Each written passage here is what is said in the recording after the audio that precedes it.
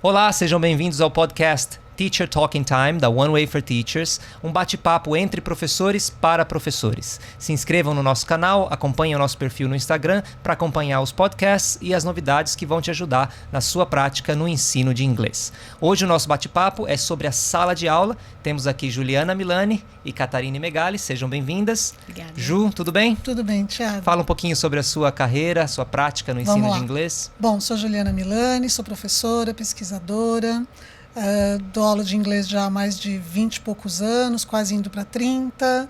Sou mestra em linguística aplicada, tenho pós-graduação em língua inglesa também e trabalho aí nas escolas tanto de inglês quanto regulares da educação básica já há bastante tempo e seguimos estudando e aprendendo, né, gente? Legal, um eterno aprendiz. Sempre, sempre. Catarine, seja bem-vinda. Obrigada, sou Catarine Megali, sou professora de inglês há mais de 10 anos. Assim como a Ju, a gente continua sempre estudando, então tenho pós-graduação em ensino bilíngue, tenho o CELTA, o CPI, e a gente continua estudando ainda, e tenho grande interesse em formação de professores, então Sim. Isso é o que eu tenho feito nos últimos anos, então é basicamente isso. Muito bem, então hoje a nossa conversa é sobre a sala de aula de inglês, e assim, uma das coisas pelas quais a gente pode começar é falando um pouco sobre as características desse professor, né? No que um professor de inglês difere de um professor que dá aula de outra coisa, de outra disciplina, por exemplo. Como vocês enxergam essas características específicas do professor de inglês? Primeiro que o professor de inglês é mais legal. Sim. É sempre o mais legal Ótimo. do colégio. É o mais legal, né? É o professor mais legal. É o mais descolado, é sempre o professor de inglês. Sim. Né? Contrário dos de matemática, por exemplo. Não, falando sério, a gente estava conversando um pouquinho antes, né, Cá? Acho que o professor de inglês ele tem essa coisa de ser uma pessoa com uma percepção de mundo, talvez por ter estudado muitas vezes nem só o inglês, a gente acaba pegando gosto e vai aprender outras línguas também, enfim. Então ele tem uma percepção de mundo um pouco mais ampliada, talvez. Sim. Ali, né? Eu acho que isso chega até a sala de aula, até a prática dele também. Então ele tem um jeito ali um pouco mais fluido, mais solto, uma compreensão de mundo um pouco mais abrangente, talvez. Sim. Não que os outros professores não tenham, Sim. não é isso, mas é que o professor de inglês tem essa especificidade, assim. Sim. Ele... Até porque o objeto do ensino dele versa sobre qualquer assunto, né? Você pode usar o inglês, ensinar inglês falando sobre qualquer coisa. Isso, né? então... Eu concordo com a Ju, a gente tinha comentado um pouco sobre isso. E o professor de inglês é sempre aquele fora da casinha. Isso. Né? Ele é sempre aquele que pensa em outra coisa, ele traz um texto de língua inglesa lá da África do Sul. Não é necessariamente... A gente enxerga o mundo como muito maior do que só Estados Unidos e Inglaterra. A gente tem uma outra visão, talvez...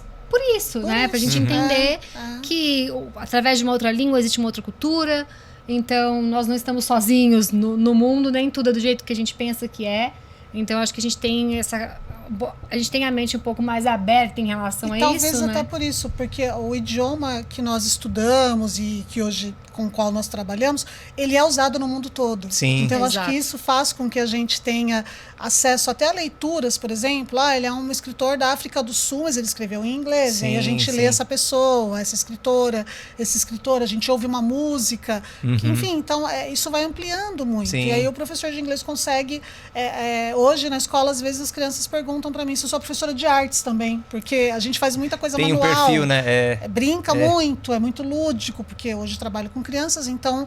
E aí, às vezes, as pessoas pensam até que você dá aula de outros componentes que não só a língua inglesa, Exato. mas porque a língua inglesa acaba também perpassando ali muita coisa. Como você falou, Thiago, você consegue falar de tudo no teu usando idioma, o inglês, né, na target language ali. Então... E tem essa aplicação muito fácil, né? Você encontra no mundo, né, o inglês real aplicado de maneira muito fácil. Diferente de uma equação de segundo grau com a parábola, ou seja o que for, que você vai precisar estar num nicho muito específico de atuação, né, para poder realmente precisar, né? Não estou falando que aquilo é inútil. Usa-se isso, só é chato, né? Só é chato. Usa-se isso por aí, mas Só assim, é diferente a relação, né? A relação de proximidade que o professor de inglês tem com o objeto, com aquilo que ele está ensinando no mundo real. Né? E eu acho que uma outra especificidade que a gente também comentou é que o professor de inglês na escola de idiomas nem sempre tem formação de professor. Exato. Ele muitas vezes tem a formação linguística, então tirou os certificados que ele precisava, estudou, enfim. mas muitas vezes, principalmente quando a gente começa, a gente não começa já tendo uma formação em pedagogia, em letras, Sim. magistério hoje em dia já ninguém mais tem mesmo, então, mas você, e aí depois, porque também as pessoas muitas vezes começam como um bico. Exato. Vou dar aqui umas aulas de inglês, enfim, eu não concordo, mas acontece. E aí depois toma gosto, aí eu já começo a gostar também, e aí fala, não, vou estudar então, Exato. quero me especializar nisso. E muitos professores de inglês mantêm uma carreira paralela, né? Tem uma outra área de atuação, que às vezes não tem nada a ver com o ensino, né? Isso acontece muito, né? E tem também uma especificidade muito característica, que é a questão, especialmente na escola privada de idiomas, que é de usar a língua como objeto, como aquilo que está sendo ensinado, mas também como uma ferramenta. Né? É o meio. Eu estou ensinando inglês em inglês, o que não acontece com um professor de outra disciplina. Né? Não existe uma língua própria para ensinar química. Né? Sim. E aí apesar isso da te gente não entender. desafia muito. Exato. E aí você precisa lançar mão de muitos recursos, de muitas estratégias para conseguir fazer isso, ensinar a língua na própria língua. Exato. É por isso que volta para aquilo que a gente falou no outro podcast. No primeiro episódio, que sim. não é só você saber falar a língua, mas é sobre a língua, porque você vai ensinar a língua através da língua. Exato. Exatamente. Então, entra aí. É você usar a língua a seu favor e a favor dos seus alunos, né? Exato. Para que chegue o seu objetivo até eles. E agora pensando no aluno, né? A gente tem alguma característica marcante no aluno de inglês que difere? Estou dizendo o aluno enquanto aluno de inglês, porque o aluno é uma pessoa, né? Mas assim, enquanto aluno de inglês, existem algumas características que sejam mais proeminentes quando ele é aluno de inglês, que sejam diferentes de quando ele é aluno de alguma outra disciplina? O que vocês acham? Eu acho que duas que me vêm à mente agora, geralmente na escola de idiomas, ele, quando é criança não, mas depois de uma certa idade ele vai porque ele quer. Então existe um desejo do estudante, do aluno, Sim. né, de que, não, quero aprender inglês, quero fazer inglês, então, né, ele vai... Crianças, adolescentes bem ali no início da adolescência ainda não, muitas vezes é o pai e a mãe, mas de qualquer maneira ele não fica se ele não quiser. É isso que eu ia dizer. E de qualquer forma é uma escolha, né? É uma Envolve uma escolha, escolha, seja dele ou do responsável, mas a é uma escolha. permanência na escola é porque ele quer sim, porque ele não é obrigado a estar ali. Então, e a outra coisa que eu acho que depois de um tempo estudando inglês, pelo menos 1 ano, 2 ali, o aluno também começa a ter essa visão de mundo mais ampliada. É muito comum os alunos falarem pra gente, Sim. eu não conhecia isso, eu não sabia daquilo, esse autor, essa música, esse país, essa cultura, e aquilo vai ampliando o horizonte trazem, do né? aluno. Você já viu uma coisa, né? E é lindo de ver isso, Sim, assim, de sim. você ver um ser humano, né, ampliando mesmo sua percepção de mundo. Eu acho que o inglês faz muito esse papel. Sim. E o aluno traz muita coisa também, né? Muita. Ele contribui muito para a aula, né? Não fica aquela transmissão de informação unilateral, né? Que vai... Eu tô aqui como aluno de, sei lá, vamos voltar a falar química, matemática, eu recebo informações, processos, procedimentos, mas enquanto aluno de inglês, espera-se de mim uma resposta muito mais ativa, né? É um diferente protagonismo aí, né? Sim. E com relação a isso, a gente sabe que os alunos recebem e reagem ao que é proposto pelo professor de maneira muito diferente, né? Então, assim, como que essas diferenças atuam dentro da sala de aula, né? Que o professor pode propor uma mesma coisa para todo mundo e vai sempre ter o mesmo resultado? A gente sabe que não, né? Então, como que o professor deve perceber isso ao longo da sua prática? O que vocês acham? Eu acho que a gente comentou também sobre isso, né, no outro episódio, mas eu acho que é uma questão de awareness mesmo, e de a gente estar sempre olhando e entendendo o ambiente onde os alunos estão, a forma com que eles reagem. E assim, o professor ele é sempre um observador, né?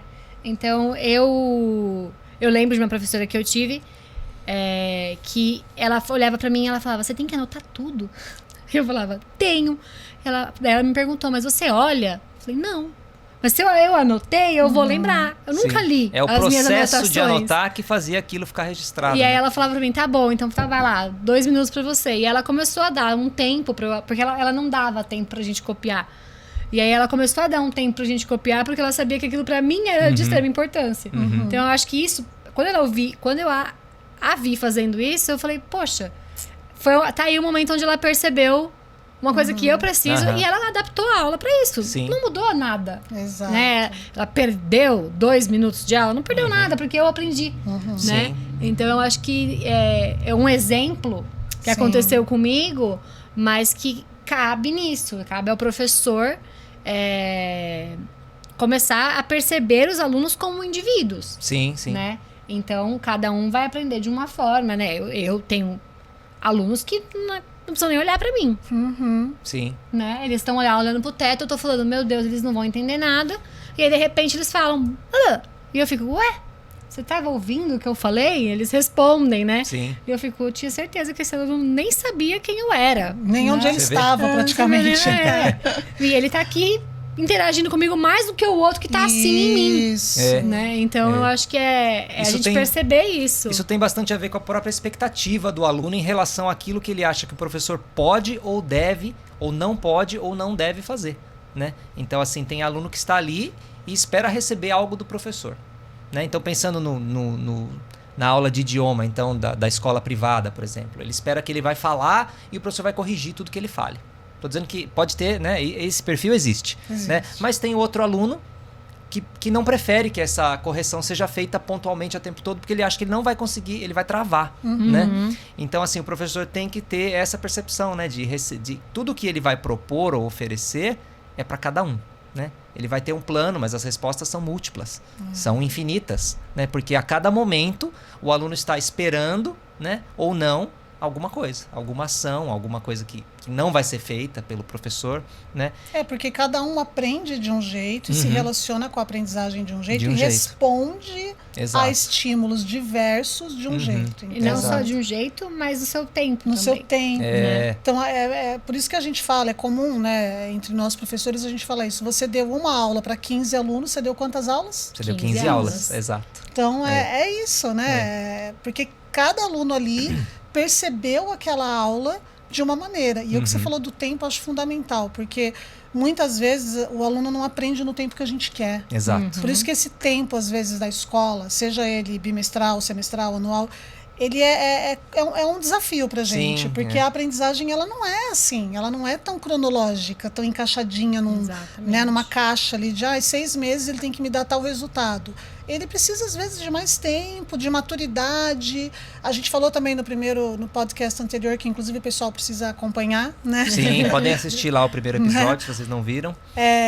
Que a aprendizagem tem esse processo mesmo. Então, muitas vezes, o meu aluno não está emocionalmente nem pronto. Ou não está emocionalmente bem naquele momento e ele aparentemente não aprendeu. De repente, um belo dia, você fala, nossa, ele aprendeu. Exato. E eu achei que ele não estava aprendendo nada semestre passado. Se você tiver a sorte de ficar com a turma um tempo, você consegue acompanhar isso, né? Então é muito complexo.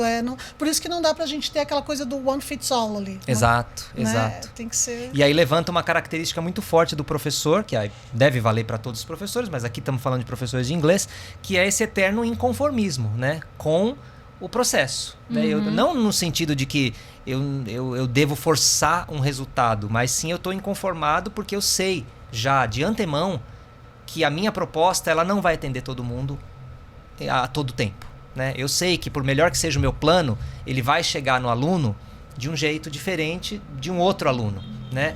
E esse inconformismo está justamente em aceitar que isso é a realidade. Né? E que a minha prática vai ser sempre moldada em cima disso, dessas respostas. A minha aula de hoje entregou algo, né, que aconteceu, né, os resultados foram múltiplos, e isso vai definir a minha próxima aula, né, na qual eu vou propor uma outra coisa que, quer queira ou não, é um formato one fits all, como premissa, mas que não vai chegar.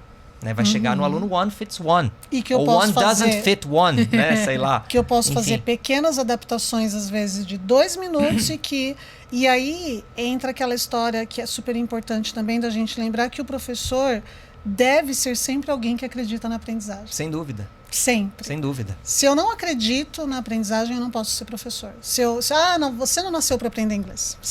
Eu já acompanhei muitas aulas, né, de professores que já estavam atuando depois de ter feito treinamento, estarem dentro do staff, que levantavam atividade para o aluno e diziam, olha, a gente vai fazer isso aqui, isso aqui é meio difícil, tá? Então, Nossa. assim, pronto, acabou. Acabou com a Né? aula. Olha, a gente vai falar sobre um assunto hoje que ninguém gosta. Peraí.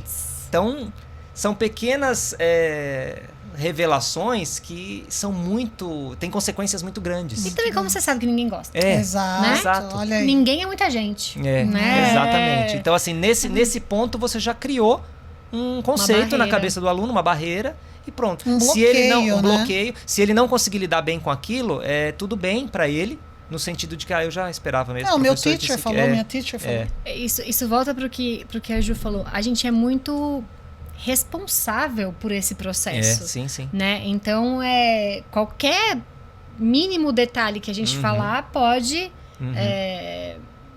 acabar com a aula. Exato. Né?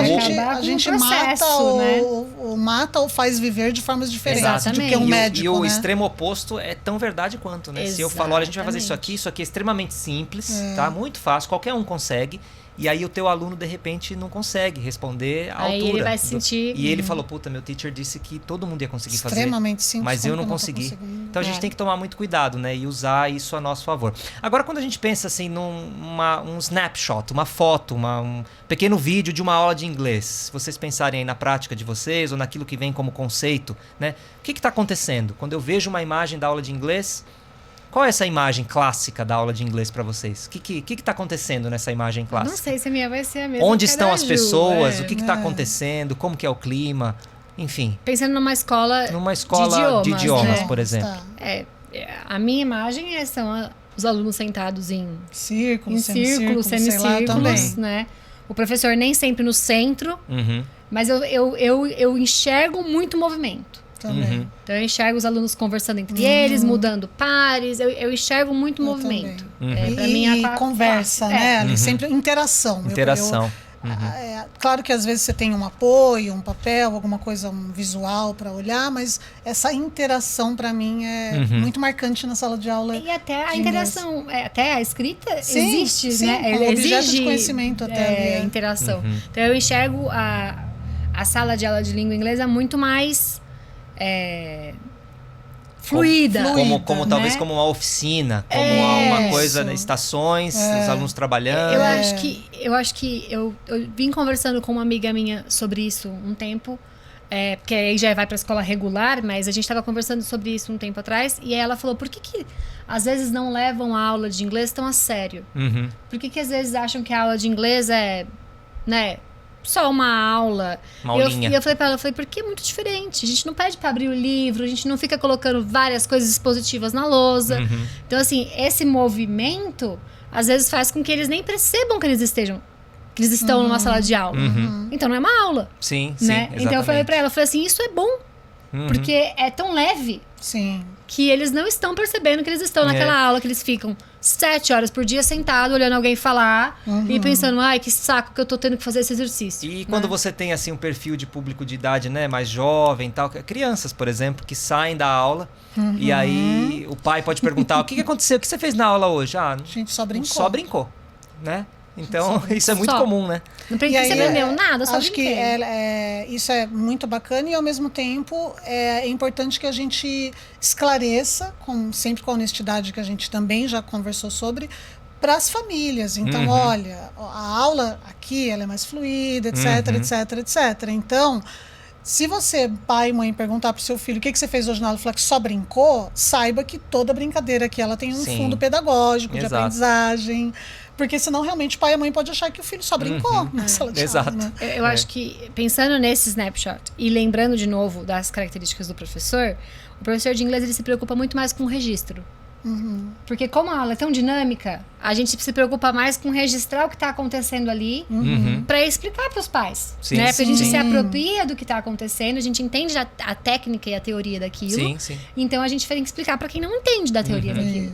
Né? Então eu acho que isso também vem de uma das flexibilidades que o professor de uma língua estrangeira precisa ter. Sim, e também conversamos no episódio anterior que hoje a gente está num momento em que a aplicação comunicativa, do inglês é muito mais o foco da aula do que a reprodução ou os erros e acertos dentro de uma estrutura fechada, né? Então, assim, você vê essa cena dos alunos trabalhando, o professor circulando em volta, a interação acontecendo e tal, eles estão usando inglês, né? Talvez para uma finalidade muito mais útil, interessante, fora da sala de aula, do que se eles estivessem um atrás do outro fazendo um exercício de completar, né? E por isso que é tão importante o professor de inglês ter o estudo, o aporte teórico, porque eu me lembro quando eu comecei a dar aula, por exemplo, eu fazia as coisas, mas eu não sabia por que eu estava fazendo aquilo, eu não sabia nomear, eu não sabia que embasamento teórico muitas vezes estava por trás daquilo. Linguisticamente eu sabia o que eu estava fazendo, mas em termos pedagógicos, didáticos, eu não sabia.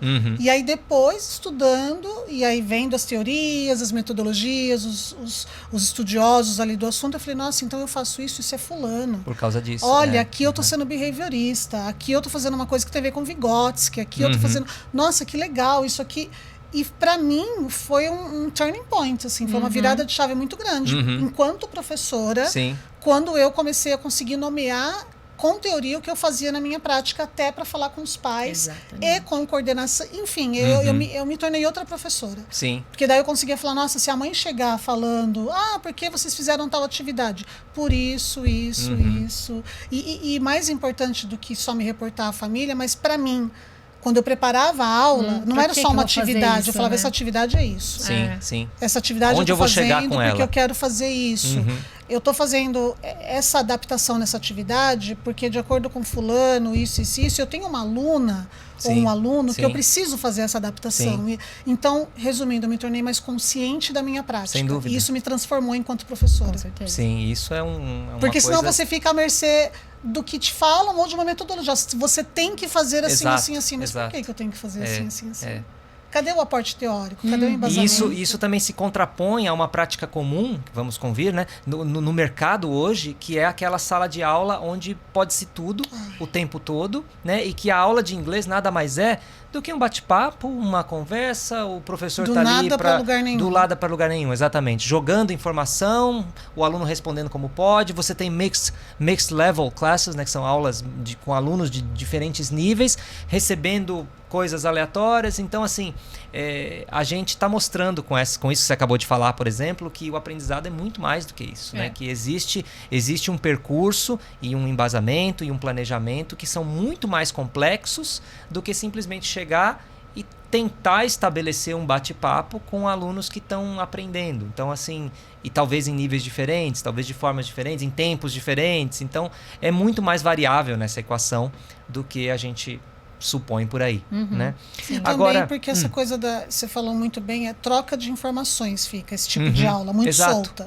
E a gente está falando de produção de conhecimento. Percebam que é científico, informação, né? ela é neutra, ela está ali. Você fica ali bater papo, você fica batendo papo. Mas quando a gente fala de produção de conhecimento, é muito mais denso. É científico, né, gente? Não é só bater papo. Né? Agora, pensando nesse snapshot, então, que a gente falou, né? De aula, esse cenário aí, os alunos ali trabalhando, interagindo, professor mediando, etc.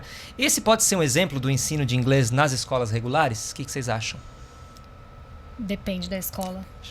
Depende. Eu acho que depende do... Então vou adaptar a pergunta. Esse é um exemplo?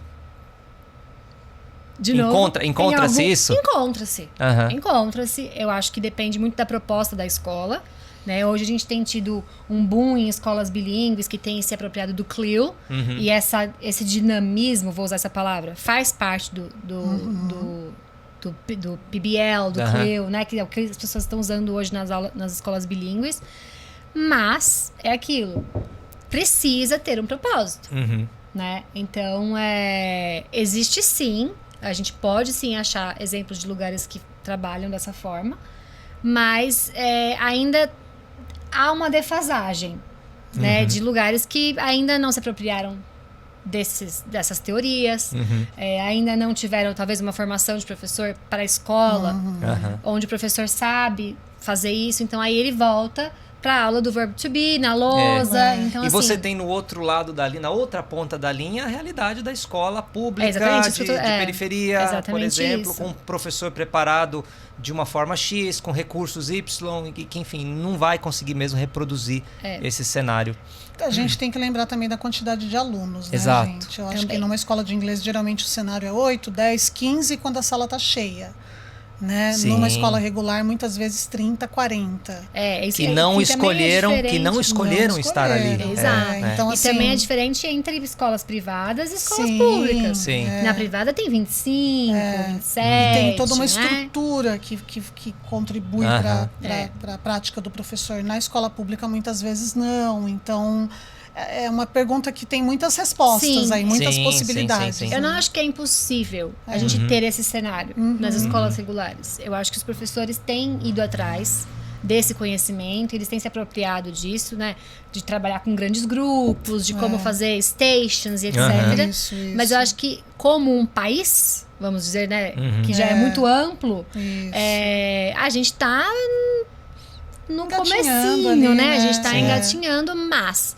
Eu acho que cabe até o propósito desse podcast do One Way for Teachers, que é isso, trazer essa consciência para o professor do que eu preciso para fazer com que as minhas aulas sejam melhores, mais eficazes e possam produzir conhecimento. Sim. Né? Ajudar nessa formação do professor, né? Porque estamos todos sempre em formação. Exato. A gente nunca termina de se formar. E eu acho que ser professor é também entender isso, que a gente nunca termina. E eu acredito que um professor pode fazer diferente. Sem sombra de dúvida. Sem dúvida. Então, um professor, tem 5 professores de inglês na escola, ele vê um professor que está fazendo diferente, ele vai olhar e vai falar, peraí, o que você fez? E se inspira, né? Você pode ser uma inspiração na sua escola. E tem muita gente fazendo muita coisa boa, inclusive em realidades muito difíceis. Sim, vezes. sim. Porque às vezes também a gente não pode cair naquela armadilha de achar que só na escola particular, de renome, etc. Não, tem gente fazendo coisas incríveis, tanto professores de inglês quanto de outros componentes, em escolas muito vulneráveis. Sim. Sem nenhum tipo de recurso. Sem nenhum recurso, mas os professores fazem assim coisas fantásticas. Então Me isso lembrou também tem que ser dito. um livro de treinamento para professores que chama Lessons from Nothing.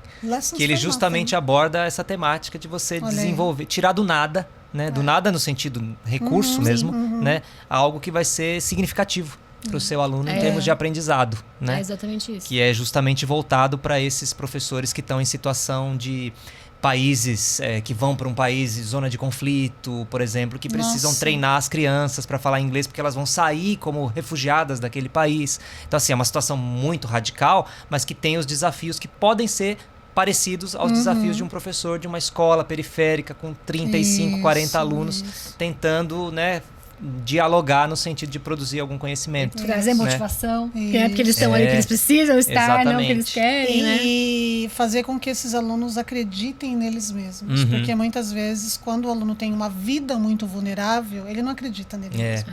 Porque ninguém nunca fala para ele que ele é capaz, que ele pode. Exato. Ele escuta o contrário o tempo todo. E aí quando o professor fala, nossa, muito bem, que legal que você conseguiu fazer isso, que bonito que você fez, olha, você escreveu direitinho, você falou super bem.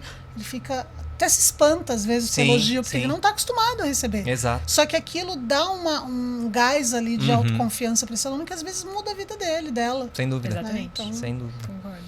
Agora, voltando um pouquinho, então, assim, para a sala de aula, mas assim, para o que acontece na vida do professor, né? Você vai dar aula, uma coisa muito comum para quem está fora desse meio de professor é ouvir o professor dizendo, eu estou preparando aula. Tem gente que nem entende isso. Tem gente que fala, tá preparando? O que seria preparar a aula, né? Então, assim, Porque você tem que preparar para ir trabalhar, né, gente? É uma loucura mesmo, que né? estranho, Vai né? trabalhar. E depois da aula você corrige. Você corrige, então, não assim, termina, né, gente? O planejamento, né, para nós é algo tão inerente, assim, é um item indispensável de uma aula eficaz. Não tem como existir uma aula eficaz sem um planejamento. Por mais que os imprevistos ocorram quando esse planejamento entra em ação na execução da aula, né?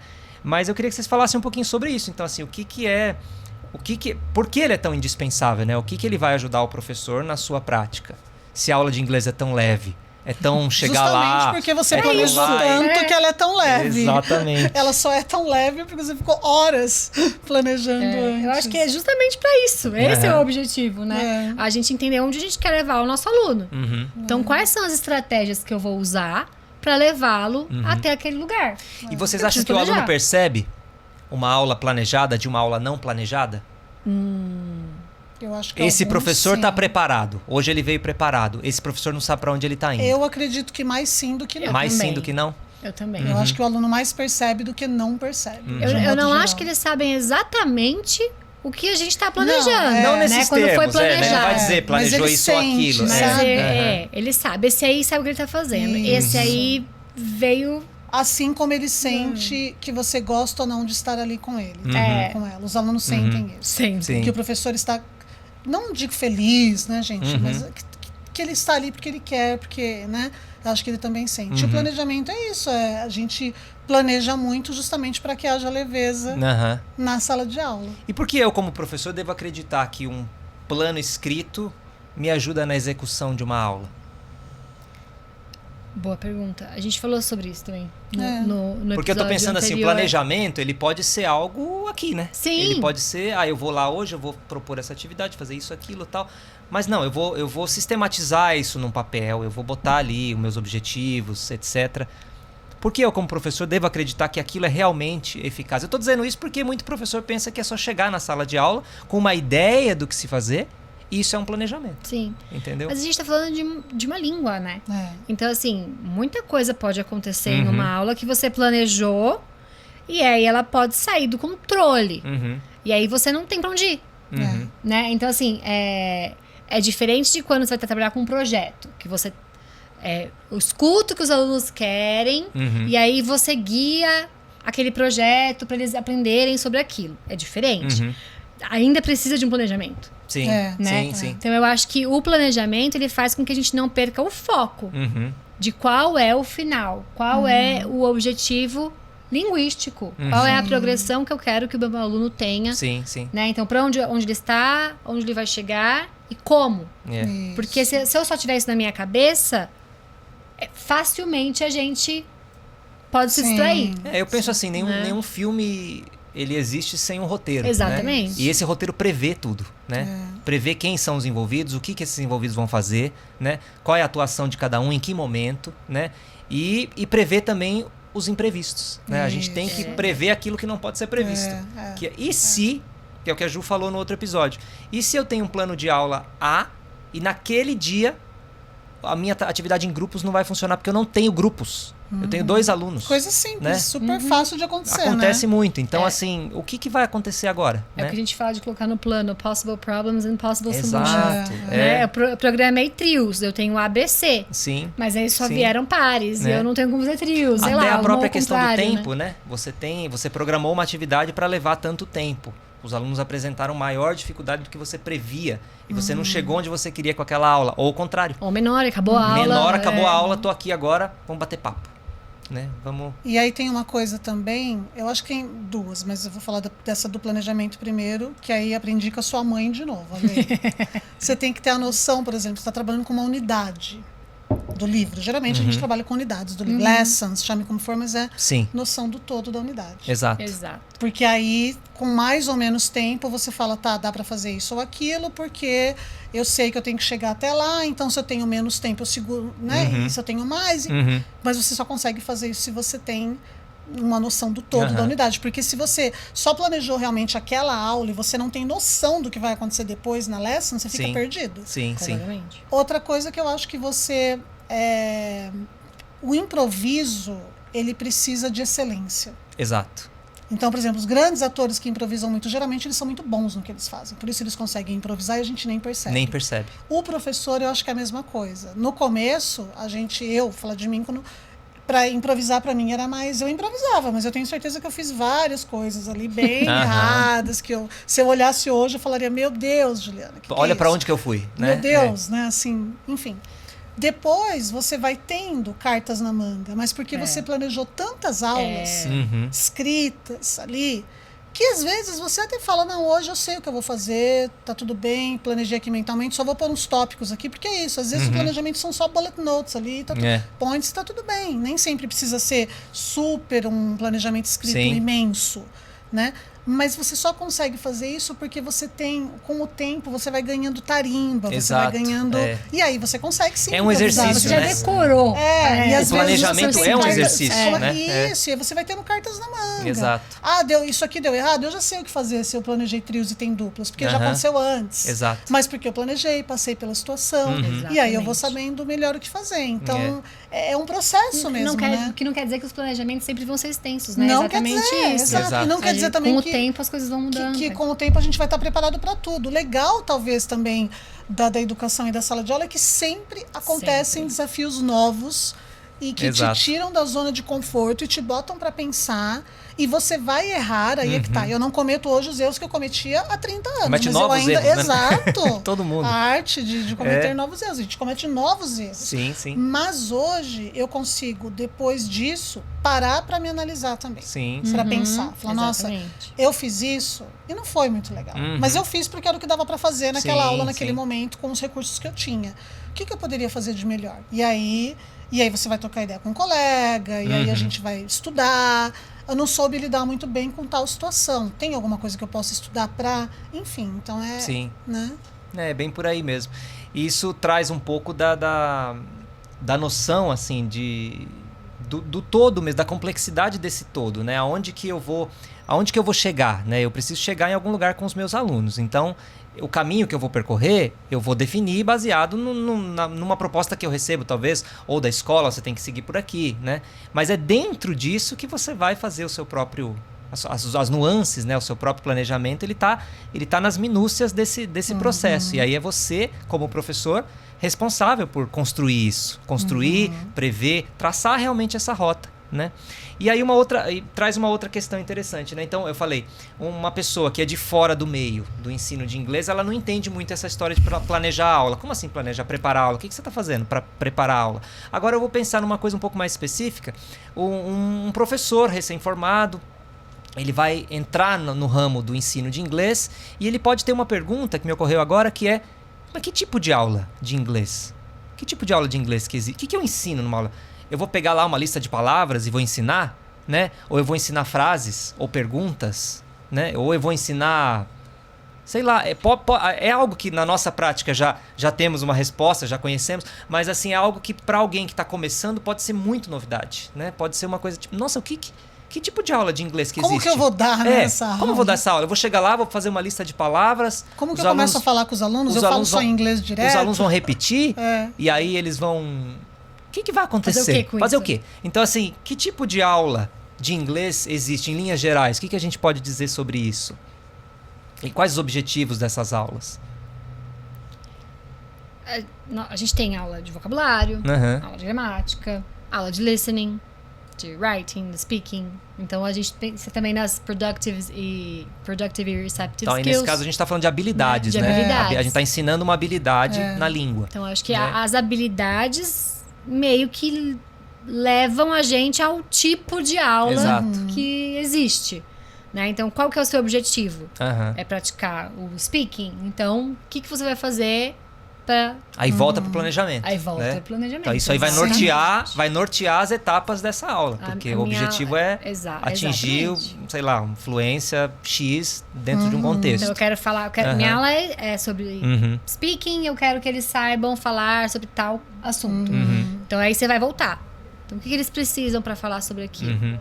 Aí talvez vai entrar uma aula de vocabulário junto, né? E aí você vai colocar tudo para muni-lo do que ele precisa para chegar no seu objetivo. E aí vem final. Aquela pergunta bem de leigo agora. Mas e a aula de gramática, então? Ela é aula chata, né? A aula de gramática não tem nada a ver com isso que você está falando, então.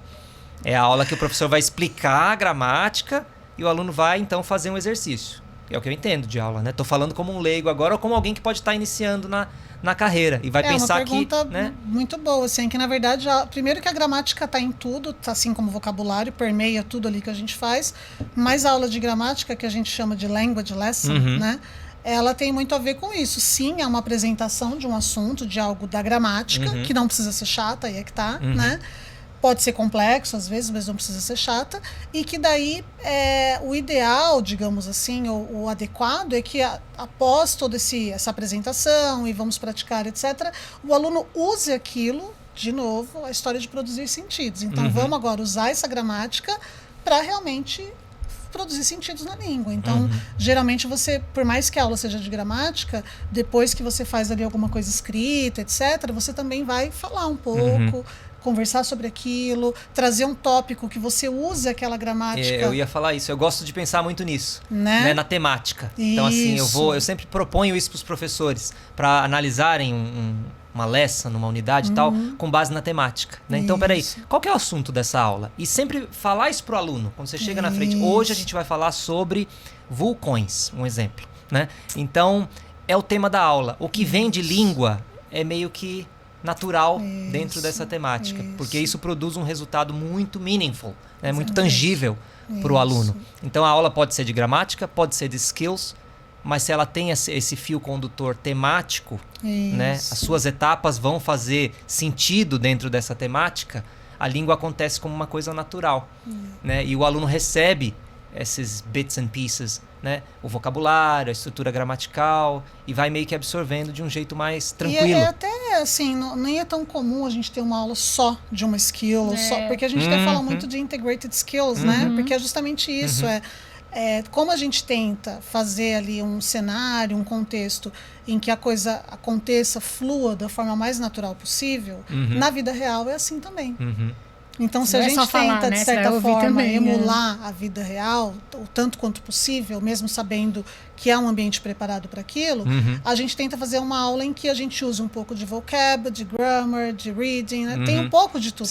É que o foco maior, às vezes, é em reading, o foco maior é em listening. Ou é onde você vai chegar, talvez, no final de uma atividade produtiva, né? Que vai ser... O produto final vai ser o writing, sei lá. Exatamente. Né? Mas a gente sabe que a gente usou tudo, na verdade. Né? Sim, sim. Até porque ao longo desse percurso você tem alunos diferentes. Então, aqueles que vão lidar melhor com o texto, com a habilidade receptiva da informação que vem do texto, outros que vão gostar de trocar ideia com o colega do lado, uma experiência que ele teve, né? E é muito rico isso, né? Eu adorava essa parte quando era aluno, de ficar batendo papo. Agora fale com o colega, né? A respeito disso. Muito bem. Então chegamos ao fim de mais um episódio do nosso podcast Teacher Talking Time. Agradeço mais uma vez a presença da Juliana Milani e da Catarina Megali. Obrigado. E finalizamos aqui, então. Gostaria de agradecer você que acompanhou o nosso podcast desde o começo. Compartilha com a gente aí alguma experiência que você tem, se você já está na área do ensino de inglês, se você tem alguma história para contar da sua prática. Se inscreva no nosso canal, siga a nossa página de perfil do Instagram para ir acompanhando as novidades que vêm por aí. Obrigado e até a próxima.